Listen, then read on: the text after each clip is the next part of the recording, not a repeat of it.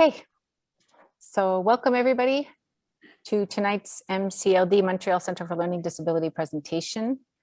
Tonight, we're going to have Varainja talk to us from Andy's house, and I'm going to read you a little bit of a bio about her. Varainja Stock has a PhD in education as well as a bachelor's degree in psychology and social work. She started her career in addictions, working with youth who struggle with substance abuse and mental health issues. She is currently the social worker at Andy's house, a substance abuse treatment center for adults. Varainja works in both the residential program and runs the outpatient program. Varainja has worked with youth and adults struggling with addiction and mental health, as well as with their family members. She has facilitated education on substance abuse and mental health for high school students and parents, and has worked in the public and private centers. So thank you both very much for coming here and collaborating with us and helping to inform everybody about addictions and ADHD. And I'm going to give it over to you, Varainja. Okay. Thank you, Karen. I'm very, very happy to be here. Let me just give me a moment to share my screen so we can start. Oh, of course, it's going to start on the wrong slide, but that's okay. I can fix that.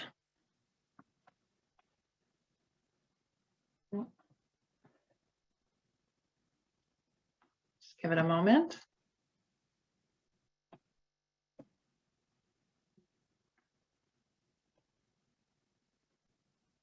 Not moving. Let me just see here. There we go. Okay. And okay, beautiful. Everybody can see the PowerPoint? Lovely. Yeah. Okay, thank you. Okay, thanks, Karen. Very happy to be here to speak with everyone tonight. So I work at Andy's house, which is a treatment center for alcohol and substance use disorders.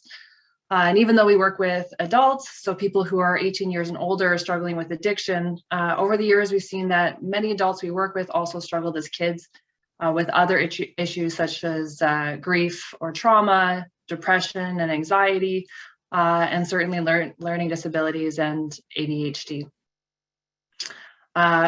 With teenagers, substance use often starts as experimentation, the desire to fit in or as a way to cope with or escape difficult situations and emotions. Tonight, we're going to discuss the relationship between substance use and abuse and learning disabilities and ADHD. So we're going to go over the relationship between substance use disorders and learning disabilities, common signs of substance use, some important protective factors, and finally, how to foster open communication with your children to help them make healthy choices. And we'll have time at the end of the presentation for questions and comments and any discussion that people want to have.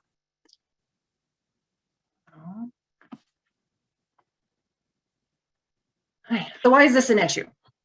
Why are we talking about substance use in the context of learning disabilities? So close to 25% of people diagnosed with a substance use disorder also meet the criteria for ADHD. Individuals in substance abuse treatments have a higher incidence of learning disabilities than the general population.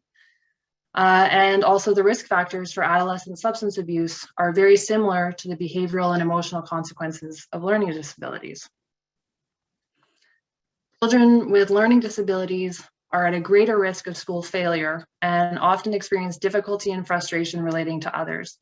So on the whole, they're more likely to perceive themselves as poor students and engage in behavior that is labeled as negative and disruptive, and are less likely to be involved in extracurricular activities. A child with a learning disability is twice as likely as a member of the general population to experience ADHD. And people with ADHD have a high incidence of substance abuse. So they're more likely to start using substances earlier and have a greater difficulty overcoming addiction.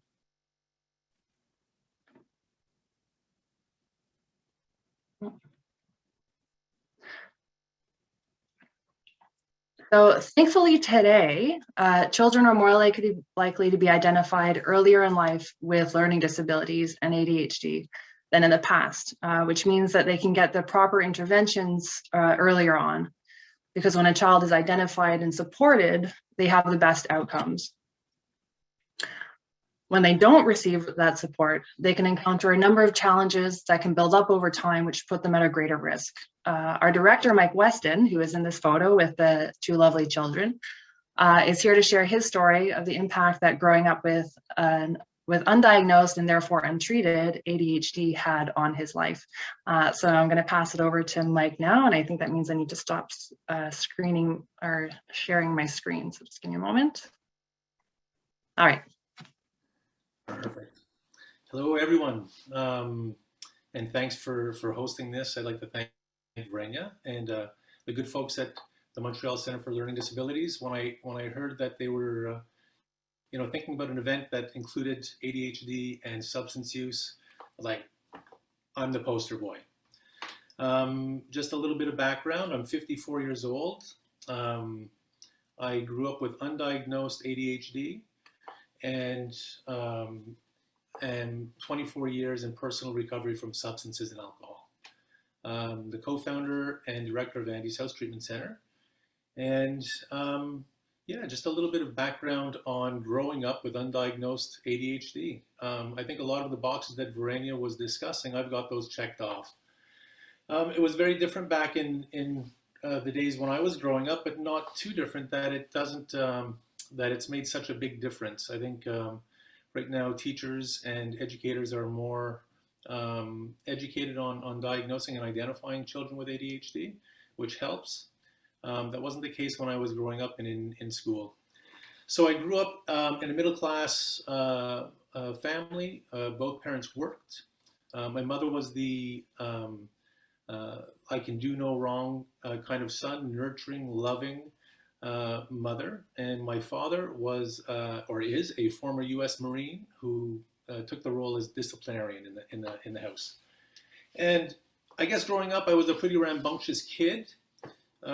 Always full of energy, full of beans. Didn't get into too much trouble, but I was forgetful. I didn't manage my time very well, and would leave things hanging around, or go from point A to point B without thinking about what was in between, and whether that was a plant or a pot or whatever. It was just like I wouldn't even realize it, that I was causing havoc. When I got to school, it was a whole different kettle of fish, though. From I think the first day of kindergarten right through all the years in elementary school, I don't think there was anyone that I knew who was sent out of class or to the principal's office more often than me. There was a lot of, being reprimanded for daydreaming, which I guess is true. It was very hard for me to sit still and pay attention. My mind would wander and drift. There was a lot of reprimanding for being late. There was a lot of reprimanding for being overactive and not stopping when the whistle went, or not stopping when a teacher called. Not because I wanted to disobey or be defiant. It was just the way I was. There was no malintent on my part at all. It was just the way it was, the way I was built. And I think what ends up happening is, well, first let me give you a little, like a typical day at school. So, at our school, there were two bells. The first bell, would signal that you better be in class in 5 minutes. And that's when the second bell would be 5 minutes later. And so at the first bell, everybody would be scurrying off, getting ready and going to class. And I figured, you know what, I can make it to class in like 10 seconds. So what's the hurry? So I would go to my locker, grab my books, and then realize for one reason or another I couldn't get into my locker, or I'd forgotten something, so I'd have to go back to the locker. But I was always a little bit late, or on the edge of being late. So this one time, I remember seeing the minute hand going to the second 5 o'clock or the 5-minute bell, and sliding my math books in across the threshold, and then me sliding behind my books to make it over the threshold before the second bell rang, and did it, like I got up, I felt like a champ, what an accomplishment. I made it to class on time. The teacher had other thoughts, and so it was, I was reprimanded, and the class was laughing, which is, I kind of like making my classmates laugh, but I wasn't doing it to make them laugh. I was doing it to get the class on time. So, my head down low, tail between my legs, I go to my desk, and only to realize that, I've brought math books to an English class, and so that was like a typical day for me. There was always things going wrong, getting into trouble, trying my best, thinking that there's almost like an injustice, like a lack of acknowledgement for the efforts that I put in because they were good intentioned, and not really seeing that they were inappropriate. I do now, obviously, but at the time, that's how it kind of felt. And I think what happens is that kind of takes a toll. There's my report cards would often say, Michael needs to pay more attention. Michael disturbs the class. Until later on in life. More effort required. And, so I was almost afraid to bring those report cards home because I would get into more trouble at home for, not paying attention. It was kind of confirming the behavior that I would have at home as well. So what I learned to do is to sign my own report cards. And this way, I wouldn't have to show anyone at home. That was great. Another score for Mike, right? And I didn't realize that was wrong at the time. I knew that it was saving me from getting into more trouble. Because the last thing I wanted was more trouble. Most of the time, I was, from all appearances, a pretty happy-go-lucky kid. Had a lot of friends. But a lot of those relationships, I guess would be affected by my behavior as well. I was asked to, leave a few birthday parties because I was overactive. One instance would be, trying to bring as many, cups of soda to the living room at a time to serve them instead of, making several trips. I tried to do it all with one trip, and obviously they went everywhere.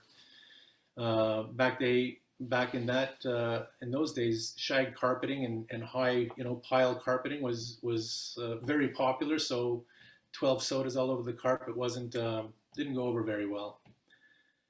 So I got asked to leave a few parties. If you take all of that into consideration, the negative reinforcement, the ridicule by your peers, like most of the time, my friends were laughing with me, but there were times that, it was obvious they were laughing at me. It starts to weigh on you. And I didn't realize it at the time, but I think what ends up happening is I started to go inwards and not feel so secure, not feel right, not feel smart enough, feel like a screw up. And from being an outgoing kid, I started to get quiet. I became masterful at avoiding topics of school or anything to do with school,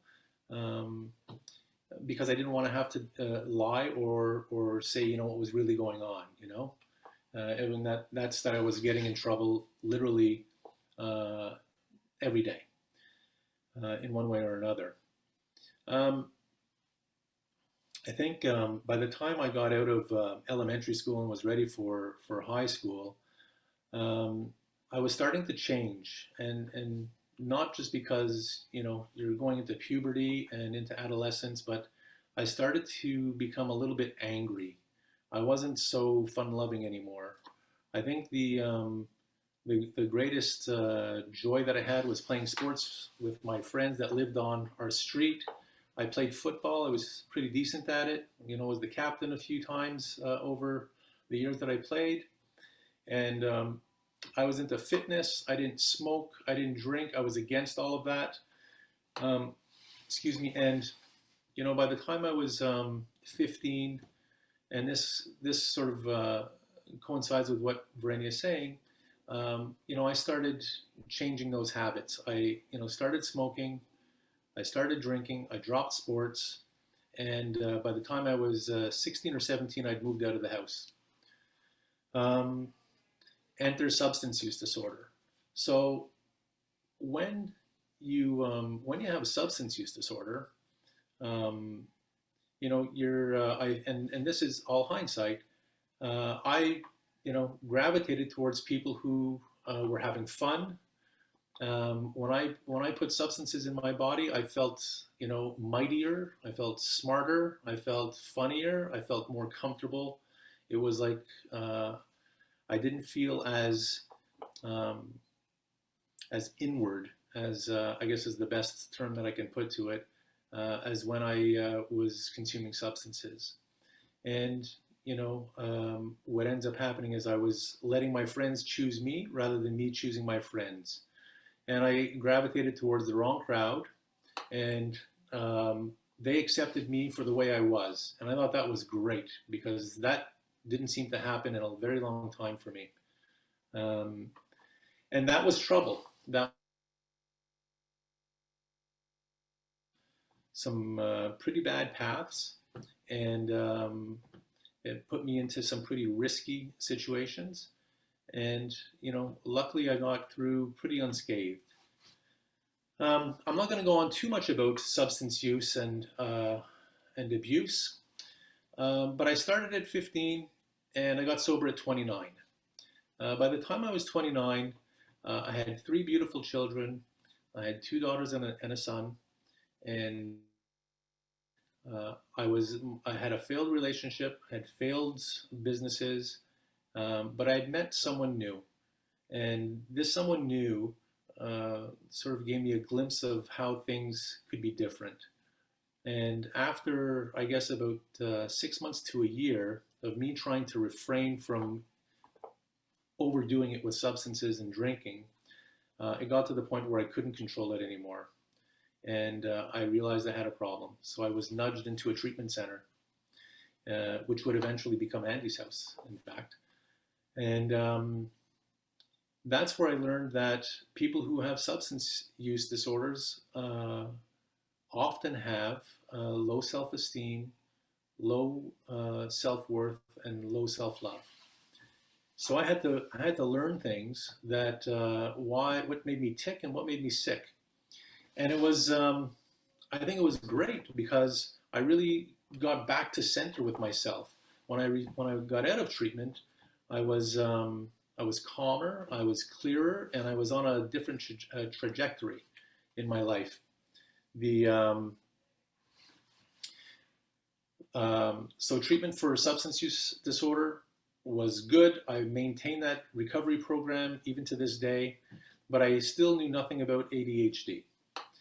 That only happened when my oldest son turned 11 or 12. He was sent home from school with a letter from their school saying that your son, we believe, should be on medication because we think he has ADHD. So I was like, well, wait a second, what do you mean he should be on medication and stuff? So I started researching it. And the first book that I picked up, I think, was Hollowell's Driven to Distraction. And as I was reading the book, it was a book about me. It had all of the traits in that book that I had. Everything from little, like multiple projects on the go, living in a mess, like it looks like a mess, but it's perfectly organized for me. I know where everything is. And so it was like me to the T. And so I was able to recognize my son and myself in this book. So we formally go and get diagnosed, and sure enough, my son has ADHD, I have ADHD, and that was when I was 35 years old. So at that point, I learned some skills, I learned some of the things that you can do, and it also explained a lot in my life. So it explained, how low self-esteem leads to risky behavior, and then all kinds of possibilities for substance use disorder. So I've been down that path. That was me. I realized, that there's something that I can do about it. And at that time, I was kind of a novice, and I guess I still am. I'm not an expert, that's for sure, when it comes to treating somebody with ADHD. But I've learned some skills, some pretty simple skills. I've chosen, and my son also chose, not to go the medication route. Although it's not that we're against the medication route. I'm certainly not. And but I do believe that there's some, for me, what worked is really trying to rewire my brain. There's simple skills, kind of like just simply looking at somebody in the eyes when you're having a conversation. It keeps the focus on that person, because somebody with ADHD will understand, if there's anybody listening this evening, that having ADHD is kind of like having 100 television screens, all the same volume, all calling for your attention with no idea which one is the priority. That's what it's like having ADHD. And so by looking at somebody and keeping engaged and keeping eye contact, it really helps stay focused. That's one of the things. There's color coding, there's lists, and there's marking things in a calendar. There's tasks. I have 3 to-do lists on the go at all times. I keep notebooks with lists, and that helps me keep on track. I think when, if you advocate for your child these days, the school system is kind of strapped as well. Teachers are given large classrooms, and it's very hard to accommodate every child's need. But there's certain things I would definitely say, to speak with your child's teacher to see what they can do. There's some early warning signs, I think, that I think Varainja is going to get into a little bit later. But for me, one of the things that I find really helps is advocating and bonding and speaking and letting whoever it is know, whether it be your child, your loved one, your partner, that they have strengths. Everybody's got strengths and weaknesses. I have a creative strength, and I've been told that I'm full of ambition and determination. So whether it takes me, a minute or an hour to get to the finish line, I'm getting to the finish line. So I tend to get things done. Those are my strengths, among other things. My deficits are, reading long books, history, algebraic equations. I can't stay focused long enough to get to the end of those. When it comes to schooling and university and so on, I had to reread things 5 times. It took me a lot longer. But when I got to the end, I really felt proud of myself for getting through it. I don't think if I had not known how my brain worked with ADHD and the difficulties that I have, that I would have stuck it out to get to the end. I would have probably.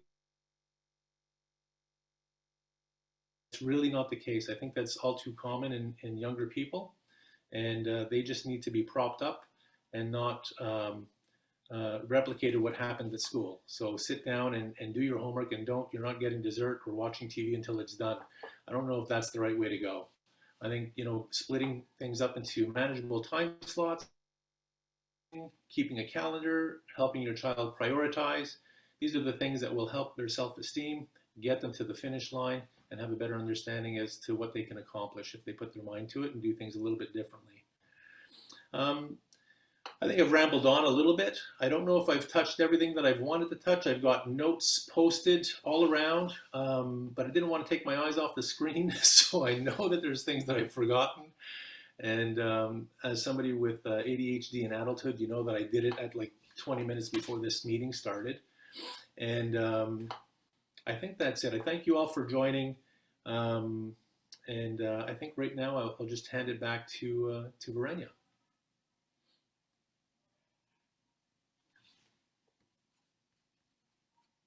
And oh, sorry. Thank you, Mike. Okay, I'm just going to go back to sharing the screen here. Thank you. Well, it's going to take a moment for it to click to the next slide again, I think.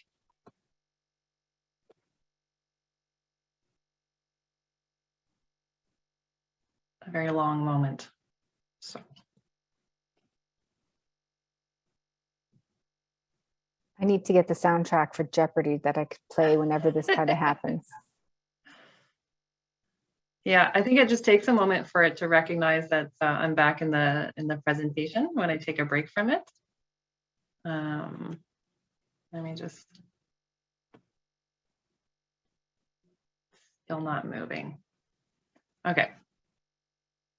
I'm going to stop the share for a moment. I'm just going to go back to my presentation and find that again. Sorry. Go and show.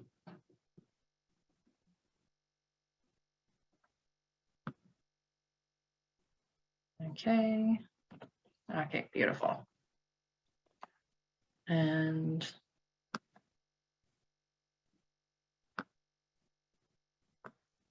there we go. Okay, so thank you, Mike. Your story is such a common one that we see, and that I saw working with teenagers as well when I used to do that. And it highlights a number of common issues that people with ADHD face, and this is really important because the risk factors for adolescent substance abuse are very similar to the behavioral and emotional consequences of learning disabilities. So, for example, emotional problems, low self-esteem, problems in peer relationships are common issues with dyslexia, which means that dyslexia may indirectly contribute to the types of behavior that lead adolescents to abuse drugs and alcohol. Another reason for the association between learning disabilities and substance abuse is through the common comorbidities that both the disorders share. So dyslexia rarely occurs in isolation, and ADHD is the most frequently diagnosed disorder. Estimations of dyslexia among children diagnosed with ADHD range from 10 to 40%.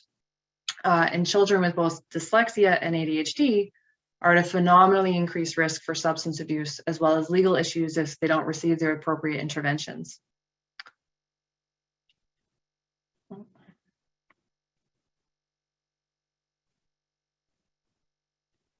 Okay. So what are the risk factors for substance abuse?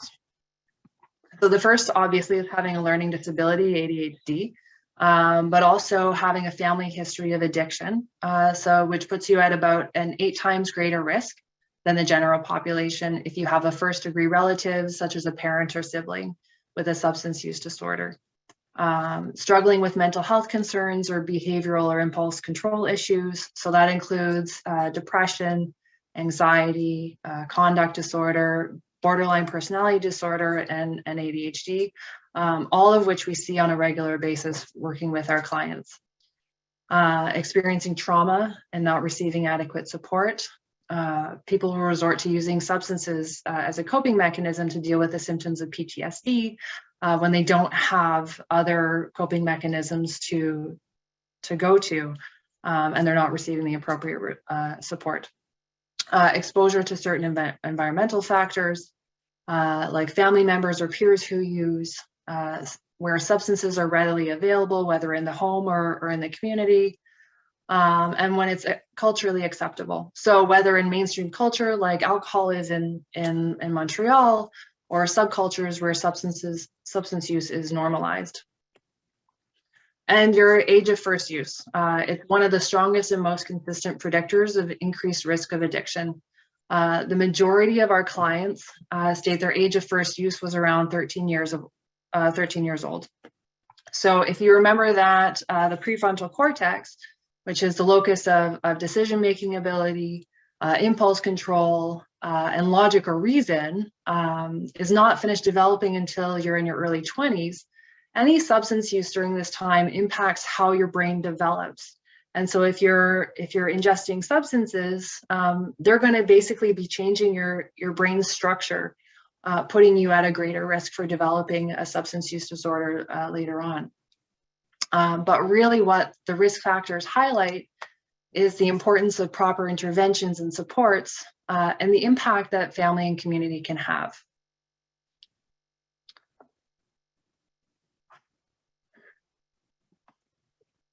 So what to watch out for?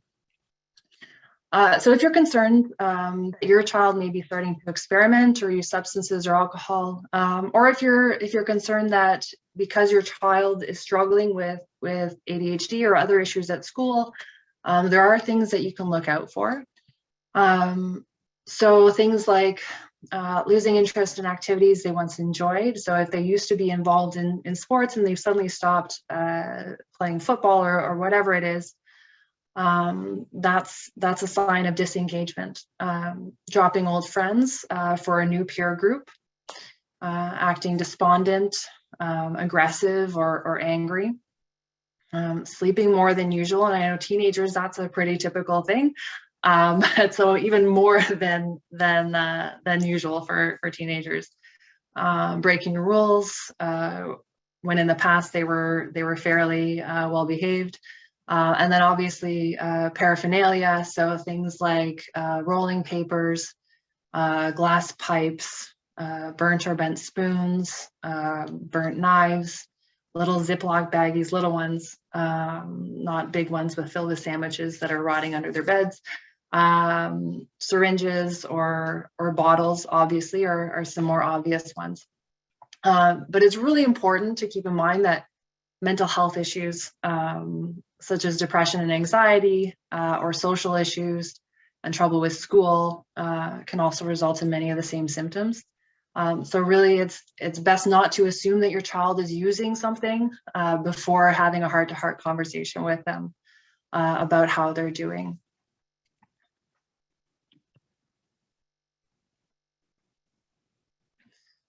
Some behavioral signs, those include things like avoiding eye contact, so acting sort of suspicious, ignoring or breaking curfew, acting irresponsibly, and remembering that when these are outside of their typical behavior, when their behavior markedly shifts, essentially, frequently asking for money, stealing, locking their bedroom doors all of a sudden, hiding their online activity, isolating from others and from the family, and wreaking havoc basically on relationships with family and friends.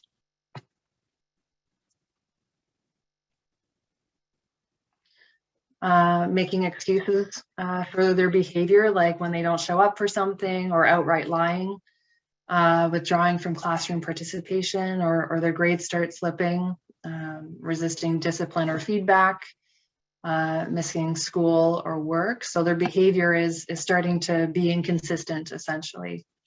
So typically you would see more than a few of these behavioral issues if your child had started using substances. When I've gone through this list with some people that I work with, when I was creating this presentation, they checked off every single one. So you don't want to, pick out one and go, oh, my kid started resisting discipline and therefore they must be using. It's really best to look at the bigger picture. So some physical signs that you might see include, a change in their hygiene for the worse, a change in their appearance, having glazed or bloodshot eyes, frequent runny noses or nosebleeds. That would be from using inhalants, paranoia, irritability, anxiety, fidgeting, if those are outside of their normal behavior. Drastic changes in their mood or their attitude, typically for the worse. Difficulty staying on task or staying focused. And one that's obviously a little bit more obvious is if there's, track marks. And those are small little bruises on their arms, on the inside of their arm. Or they're wearing long sleeves even in warm weather to hide their arms.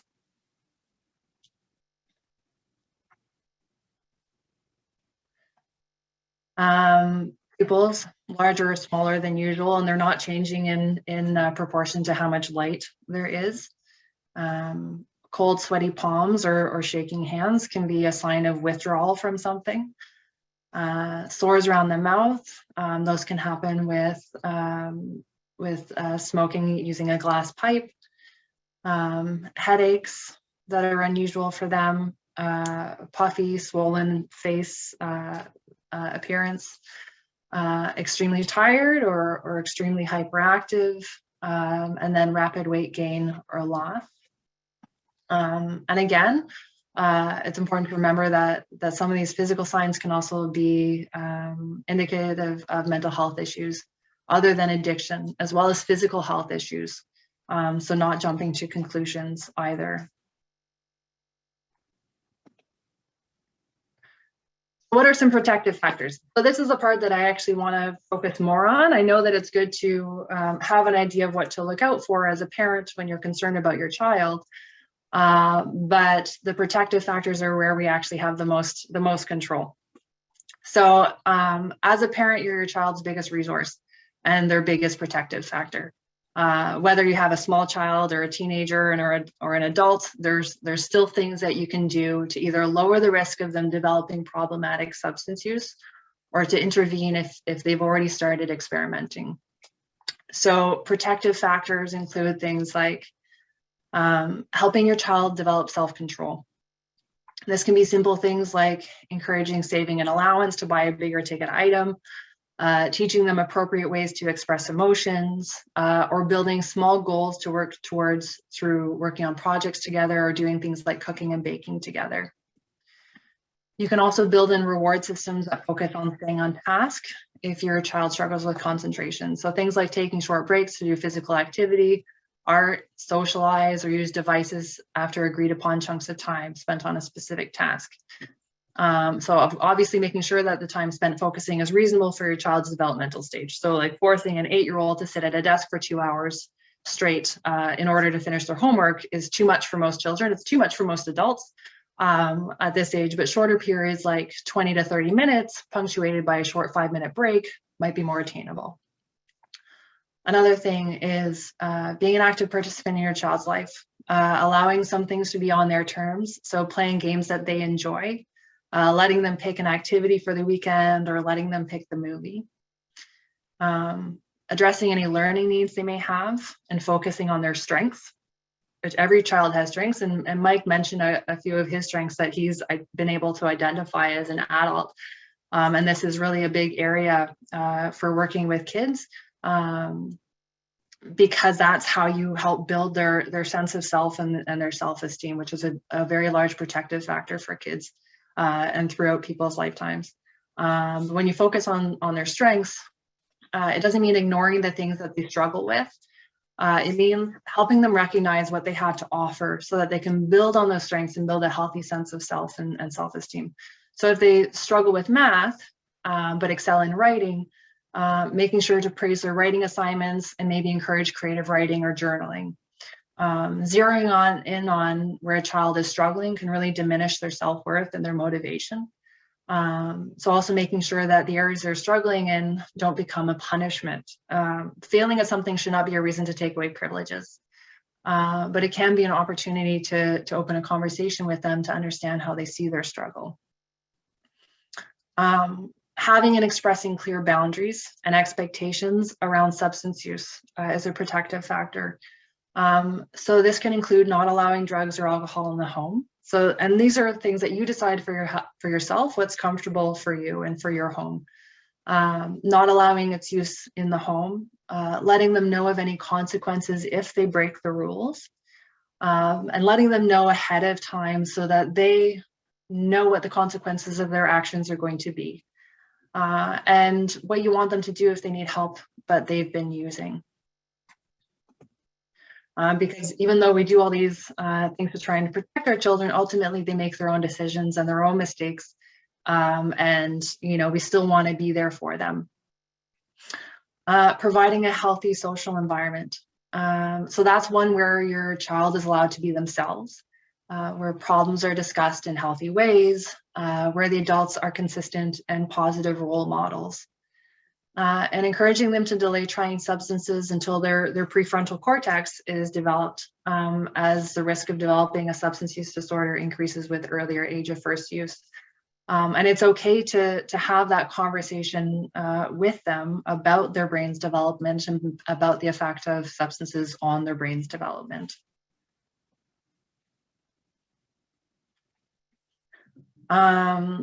So also support for other issues like learning disorders, ADHD, trauma, grief, mental health issues. So this includes support to attend therapy, engaging in active listening with your kids, advocating for them with your teachers in their schools, and helping them to develop their strengths. Building healthy coping skills. It's one of the things that we do in our programs, and whenever I work with people who are struggling with substance use issues, they're usually at they're lacking in that area in terms of coping skills. So this can be things like encouraging your child to express themselves, their feelings and their thoughts in different mediums. So through conversation, in writing, in the arts. Can also mean teaching them breathing techniques. Simple things as, when I'm feeling frustrated or I'm feeling overwhelmed or before doing this presentation, feeling nervous, learning how to just, take a moment, and it doesn't take long to take, a few deep breaths in. And I do something called box breathing. And that's just simply, you breathe in for a count of 3 or 4, depending on your lung capacity, and you hold for 3 or 4. And you release for 3 or 4, and then you hold again. And then you repeat that a few times. And that helps your whole central nervous system calm itself down. And so breathing techniques are one of the things that a lot of people find the most helpful in terms of reducing their anxiety and their stress in the moment. And then also encouraging physical activity, especially things like cardio. Is really good for boosting your natural endorphins and boosting your mood, but also doing things like yoga and martial arts, which can be more calming and can help teach things like self-control.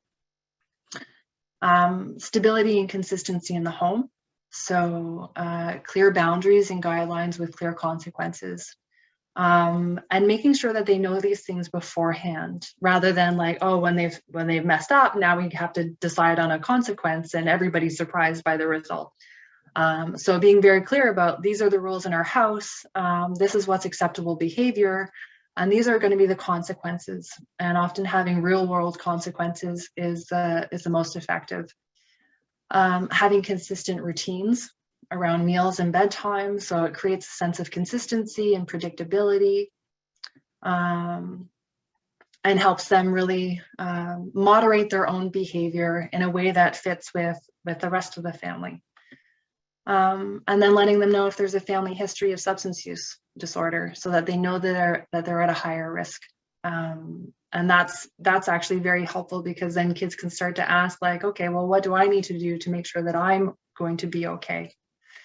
Because really early intervention really is the key in helping our kids grow up healthy, happy, and safe. As a matter of substance abuse prevention, so it's imperative to identify learning disabilities in children as early as possible, so that they can get the supports that they need to thrive. Because when they're supported and their unique needs are met, it significantly reduces the likelihood that they will suffer lower self-esteem, social difficulties, and poor academic performance, which can lead to problematic substance use.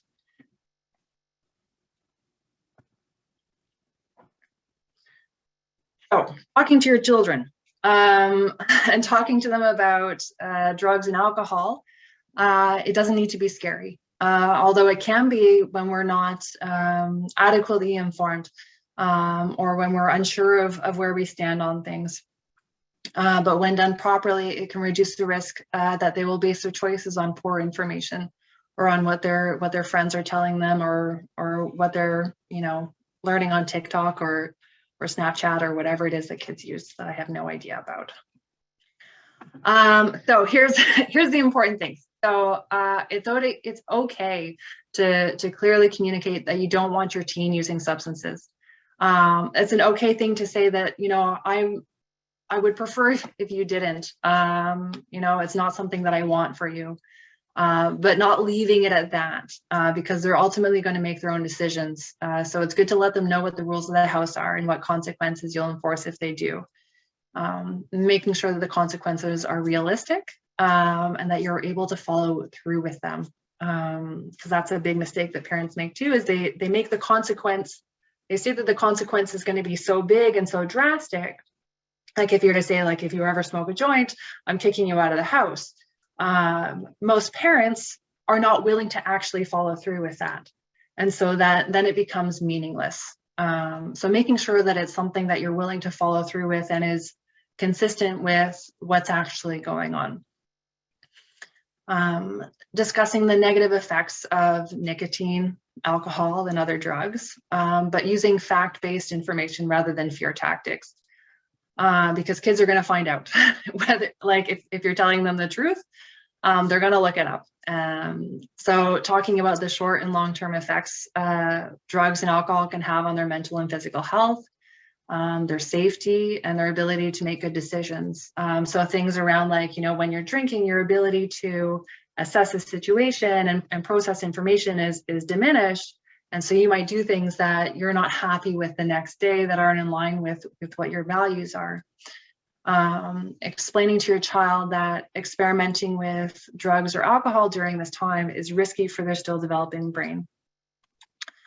And some good resources. Some ones that I really like, that I go to often when I'm looking for information, are the Center for Addiction and Mental Health. So CAMH is it's commonly called, which is a Canadian resource based out of Toronto, and the National Institute for Drug Abuse, which is NIDA. Both of them have really fantastic, up-to-date, accurate information that's also accessible, which is really helpful. And I think that they also have resources for, they do have resources for talking to your children as well, which can be very helpful.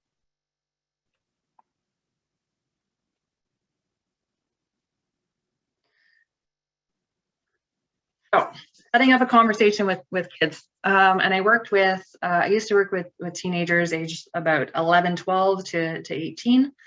And sometimes it's really, really difficult to build a relationship with a teenager. You know, if it's your own kid, hopefully you have, you know, a history of talking to them beforehand. That'll make it a little bit easier. But there are ways that you can approach talking to your kids that will set you up for a greater chance of success. So the first is looking for blocks of time to talk. So making sure that there's enough time for the discussion, and that it's not going to be rushed, and that your child will have a chance to respond and engage. So you don't want to do it at a time when, you know, you just blurt it out to them and then you're dropping them off at school, and then they're just left sort of shocked, and don't have a chance to respond. So like times like after dinner, before bed, on the way to or from school, you know, if there's enough time, and on the way to like or home from extracurricular activities, can be good times, and obviously weekends and stuff. So when I worked with teenagers, a lot of them were uncomfortable in a clinical setting, which is normal. I don't think, you know, we're primed to be in that sort of setting. So when you're sitting face to face, almost like staring them down, it can feel very awkward, and especially if they're uncomfortable, it's not really conducive to developing a rapport. So what I found helpful with kids who have a hard time opening up was to take them for a walk or go for a drive together. So that way you're both facing the same way, nobody's staring each other down, and they don't feel like they're under a microscope. And then they're much more likely to spontaneously open up. So in allowing that time to, so not just rambling on and on, but just sitting in silence sometimes is okay. And that can just give them the space to start talking to you on their own, and keeping an open mind. So if you want to have a productive conversation, try to keep an open mind and remain curious and calm, because the intent is not to bombard them with information and all your fears and all your worries, but you also want to open up a dialogue with them. So that means that you want to make sure that you're also being receptive to what they have to say, and being able to hear them out without jumping to conclusions or judgment. Asking open-ended questions. So for more engaging conversation, you want to get more than just a yes or a no. So things like, what are your thoughts on X rather than do you do drugs are much more helpful. Using active listening. So letting them know that they're being understood by reflecting back what you hear. So either repeating back verbatim or just the sentiment. So this can look like, you're listening without interrupting, no matter what they're saying. Then summing up what you've heard to allow them to confirm. So phrases like, it seems like you're feeling, and then give what you think that they're trying to tell you. I hear that you say that this is going on, or am I right that this is what you're saying, or this is what you're feeling, so that you're making sure that you're interpreting what they're trying to convey to you. So using I statements to keep the flow going. So I statements let you express yourself without your child feeling judged or blamed or attacked. So describing the behavior, how you feel about it, and how it affects you. Then you spell out what you need, right? And this is from nonviolent communication, which is a really fantastic communication tool. So this can sound like, when you don't come home on time, I worry that something terrible has happened. What I need is for you to call me as soon as you know you're going to be late, so that I know that you're okay. So you're stating the action without judgment, just that they missed your curfew, what your fear is, what your emotion is, so why you're talking about it, and then a solution for them, so that they're not just left kind of guessing at how they're supposed to change their behavior. Another example would be, because I love you and I want to keep you safe, I worry about you going to the concert. I need to know that you will follow our rules about not drinking or using drugs. So I statements, they allow you to use persuasion rather than controlling or blaming to influence a change in their behavior. It also allows them to help decide what happens next, which is another key to bonding and building a rapport and building a relationship with them, and building that process of open communication, because it involves them in the process. Offering empathy and support really goes a really long way. So just being able to reflect back what they're saying to you, and being there to listen to them without trying to solve everything or to control what's going on, especially with teenagers as they're trying to learn how to navigate the world as autonomous, independent human beings.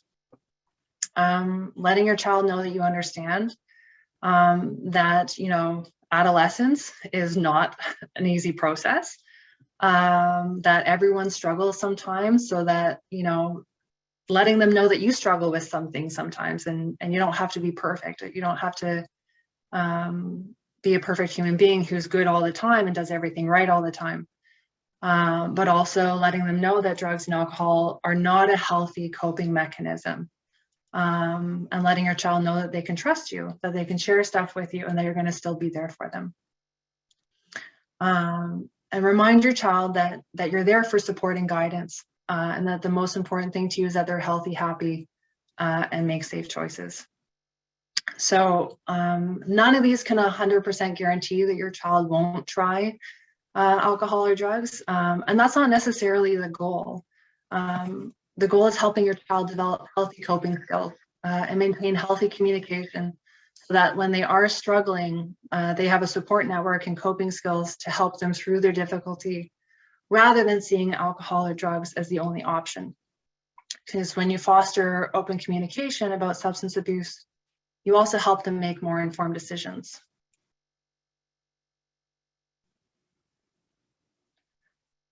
The prevention and early intervention is really the key. We know that there is a close relationship between learning disabilities, ADHD, and risk for substance use disorder. We also know that when children are supported and they are provided accurate and appropriate information, they are more likely to be able to make healthy decisions. Knowing that the age of first use for people who later develop substance use disorders is in the early teens, it's really important to have these conversations with children early on, Maybe not when they're like 3 years old, but when they're 10, 11, 12, when they start to see, their peer sort of relationships sort of start shifting, and they might be more exposed to these things in their environment when they start high school, is a good time to have those conversations. And certainly if that's something that's a part of their environment. Because knowing that children who receive appropriate supports are less likely to develop substance use disorders, the best thing that parents can really do is to address educational, social, familial, and mental health issues early on, and to get support when needed. And I think that's one of the big things that comes from Mike Weston's story, is that there was some things that were missed when he was growing up, right? And he, thankfully later on he got that information and was able to make big changes in terms of himself and his life. But really, if we can work with kids when they're younger, and I know that there's a lot more information out there right now, and a lot more kids are getting identified early on, that's really the best case scenario. So that's all I got for the presentation part, but I know that there's time for comments or questions. So I guess I'll stop screen sharing. That's what I should do. See that? Yeah, that's right. Exactly. Thank you, Varainja. I'm going to ask Sana, are you available? Yes, I am. Okay, great. Perfect. Do we want to do the thank yous? Yeah. Well, first of all, thank you so much, Varainja and Mike, for tonight. Immensely inspirational, Mike, and very the information was beautiful. Mike, it has been such an honor sharing your experience with substance abuse and ADD with us. Thank you for describing to us how low self-esteem and self-love affected you to a point where you lost yourself. But most importantly, I appreciate what you said at the end of your presentation about advocating, bonding, and speaking with your child, and how immensely important that is in making them focus on their strength and realizing and accepting and working on their deficits. Very inspirational. Thank you so much. Varainja, thank you for your time and expertise. Thank you for the valuable insights and advice that you've showered us with tonight. And regarding risk factors for substance abuse, what to watch out for, the behavioral signs and the protective factors. But most importantly, again, I love the fact that you focused on building on your child's strengths rather than focusing on their difficulties and struggles, even though you have to deal with them, of course. Listening to your child, discussing the impact of substance abuse, expressing clear boundaries, expectations, and consequences, keeping an open mind and open dialogue with your child. Again, thank you both so much for tonight. Immensely valuable information that you've shared with all of us. Thank you, Sana. Very, very happy to be here. Thank you. Agreed. Okay, so now we're going to open up the floor. And just in case some of you don't know, Sana is the current president of the Montreal Centre for Learning Disabilities. And now we're going to open the floor for, well, two things are going to happen. You can now unmute yourselves for question and answer period. And also I'm going to put in the chat a link for a survey, which I will also email to you afterwards. It's a quick 4-question survey to ask you your opinions and your thoughts. So the floor is open. You can either raise your hand or just go ahead and unmute yourself, and yeah, and we'll see. Go ahead, Pam. I just was curious, what happens when, like, how do you deal with something like PSTD or alcoholism in the family, whereby the parent is so consumed with their own problems, they can't support the child. It's beyond them because they're dealing with the same issues. Can you speak to that at all? Varainja, I'll just, for the center, we see a lot of people who have experienced trauma and also who suffer from a learning disability of some sort. And a lot of the times, those people are the result of not having the support earlier on.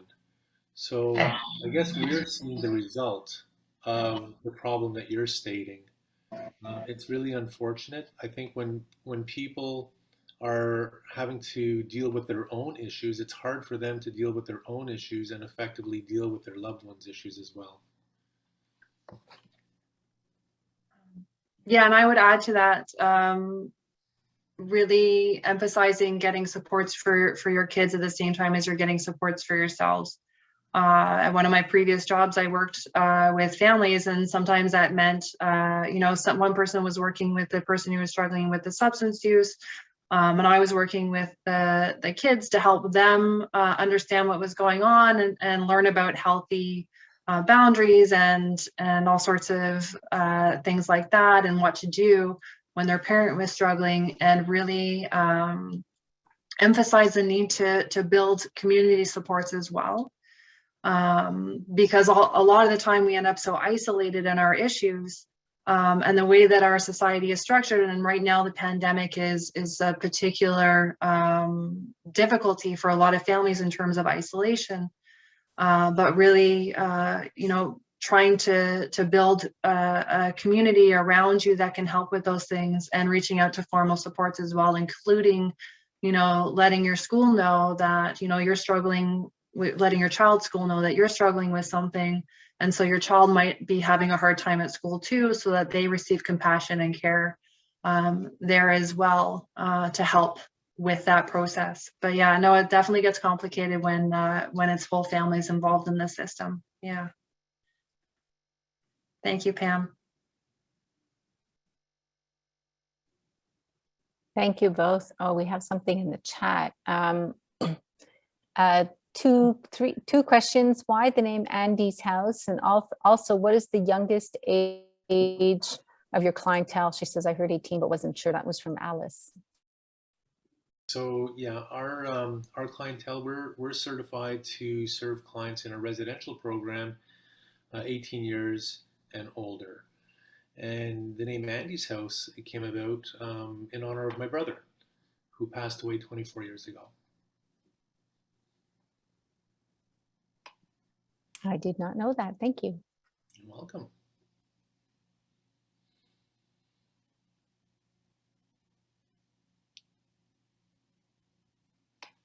Oh, Michelle, go ahead. Oh, sorry. Oh, it's okay. Hi. First of all, thank you both for your presentations. They were obviously very inspiring and informative. My question is about ADHD in women or young girls. I know it projects itself differently than in men, and I wanted to know if that also affects substance abuse, if it's different also, like in terms of signs and stuff.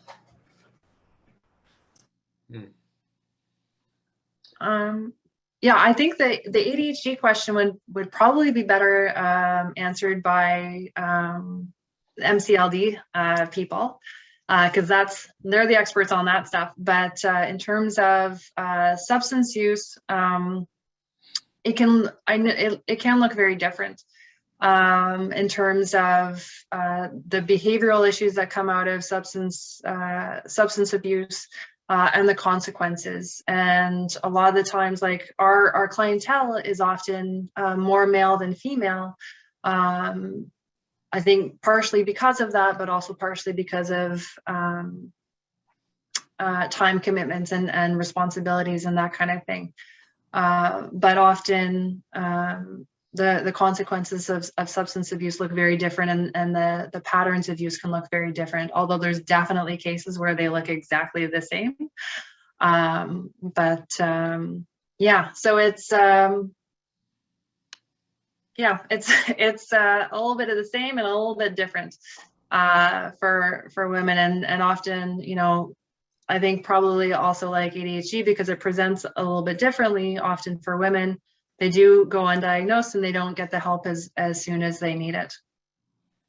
So I don't know if somebody from MCLD wants to answer the question about ADHD.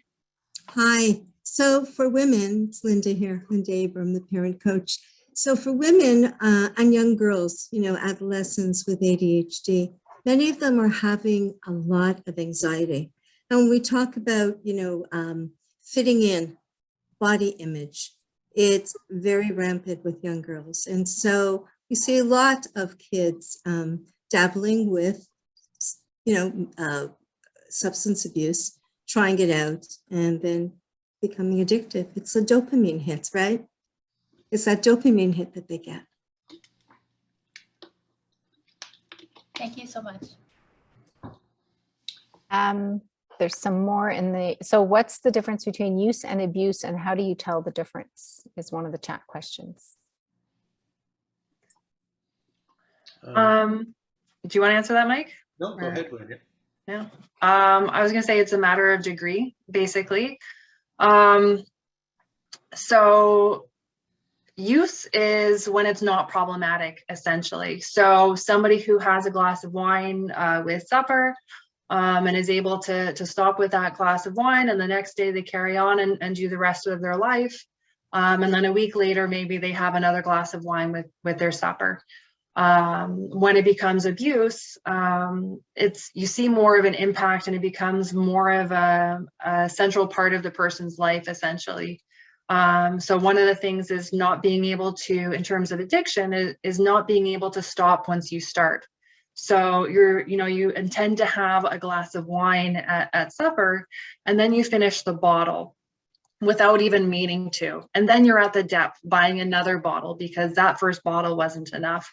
And then the next day you call in sick for work because you're hungover and you're sort of in a little mini withdrawal, essentially. And so outside of, you know, that sort of more obvious sign are things like when you become reliant on a substance to help you through something, to help you cope with something. So if I'm struggling with anxiety and I start going, you know what, I'm gonna smoke a joint because that makes me feel better.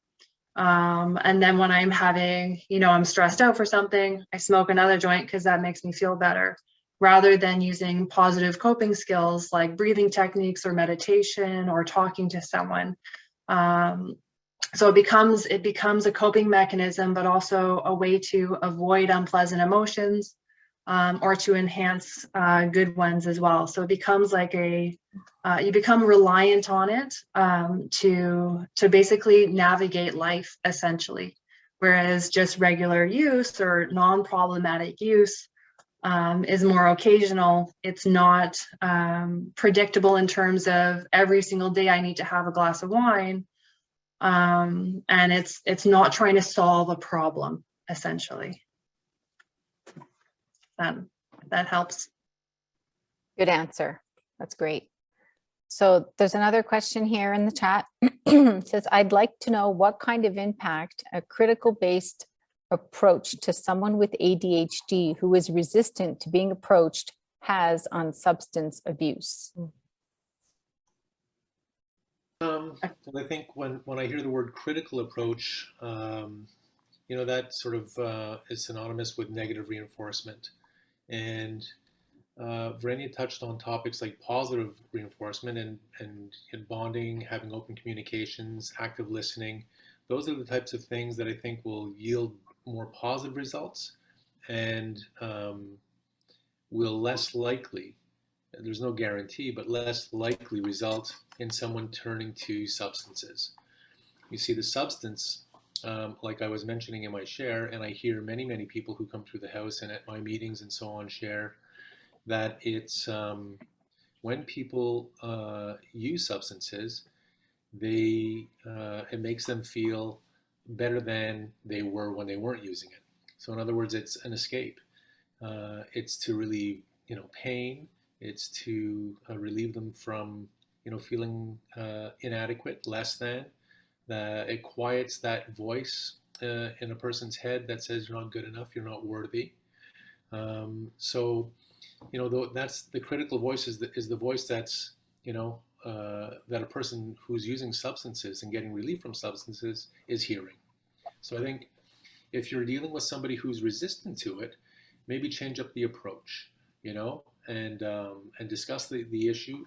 Varainja suggested a few strategies on how to sort of, if the problem is homework and tackling homework, if a person's having trouble in school because they need to sit down and pay attention for 2 hours, while sitting down at home and paying attention for 2 hours is not going to yield any better results. I think you got to break it up and try and figure out where your child's at or the person's at and work with them. How would you like to do this? What do you think the best way for us to get through this? We got to get through it. How's the best way we're going to get through it? And then work with them at that level and see where it goes. I think it would be different from what they're used to doing, and it's probably going to, because they're directing it, going to end up in a more positive place. Were you going to add anything, Varainja? No, I think Mike basically said it all in terms of like approaching somebody like them based on their strengths and as like a co-conspirator in figuring out the solution essentially, and approaching with empathy rather than judgment, I think is the foundation of doing that. Yeah. Yep. Well said.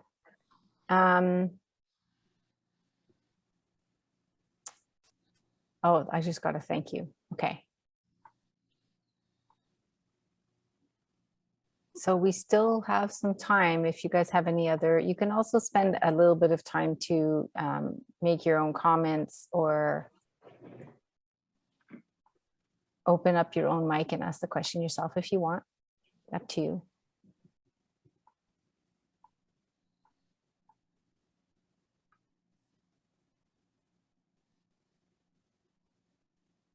Otherwise, we can wrap it up. I did send you guys the link for the survey. And again, I will send it to you by email. I have all your email addresses. So if there's nothing else, I'm going to end it here. Are we good to go? I think so. Thanks Great. again for Thank you us. very much again. And I really, really appreciate it. I think it's been very helpful. And it will be posted on our website, so people who weren't able to come will be able to see this. So amazing. Yeah. Thank you, everyone. Thank you, Karen. Special shout out to my daughter and my wife who visited tonight. Yay. Thanks for the support.